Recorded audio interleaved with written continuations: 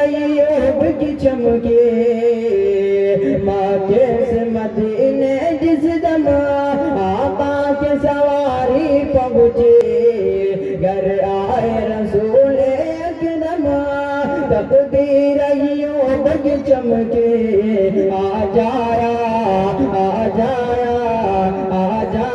वो मेहमान कहो सुभान अल्लाह कहो सुभान अल्लाह कहो सुभान अल्लाह।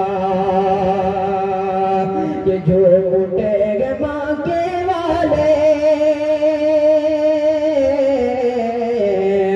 ये जो उठे माँ के वाले जिस वक्त खबर ये पाए जो उठेगे माँ के वाले जिस वक्त खबर ये पाए हम दूर हुए ईमान से हम दूर हुए आका से हर सिमत मसरत चाहे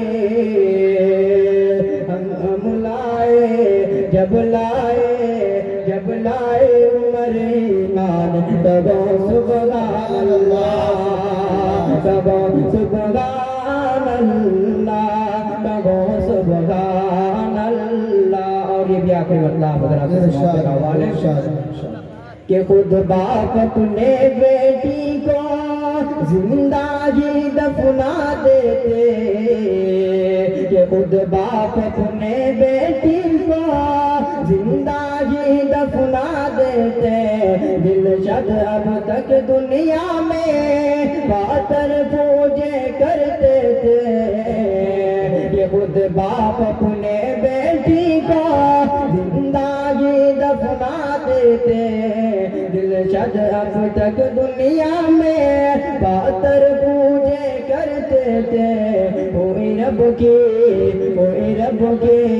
कोई रब की गमे पहचान कब सुभान अल्लाह कब सुभान अल्लाह कब सुभान अल्लाह।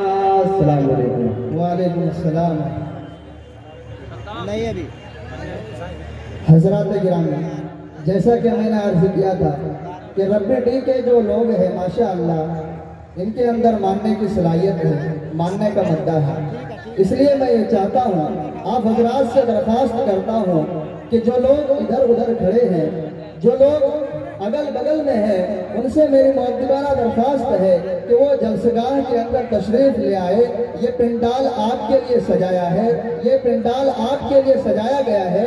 अगर ये आप हजरात दीन के निस्बत से यहाँ जमा हुए हैं तो मेरे मोहतरम बुजुर्गों और दोस्तों इसका ये तकाजा हरगिज़ नहीं है कि आप हजरात खड़े रहे क्योंकि ये बेअदबी है।